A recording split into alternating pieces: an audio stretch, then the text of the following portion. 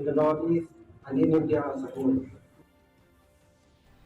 The KSU Students' Union Central Body, led by its President Lombok Star Marngar and General Secretary Donald Thaba, along with the members, today erected the ILP check gate at Paham Mauleng village, 20 mile under the National Highway 6 in Riboy.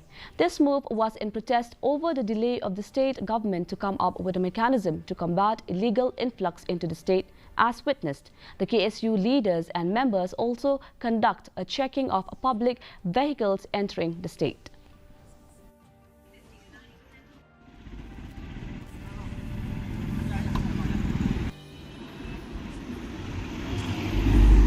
Kami kendai ke kubur seseorang dia bah kajai jingai kuman sekarang dia kalau dan sengap kan sesuatu jadi gawa jom kajat dulu berokoi kan pentirkam di KLP. KLP kan isu Tenggarai jengki Seng Balang andai kini kemau dong kat kendai trik nai opera buat kinjo pungut ki MLA do kila simlang kita keju kasar banyak kubur ba dan kam pentirkam KLP ko ajalati.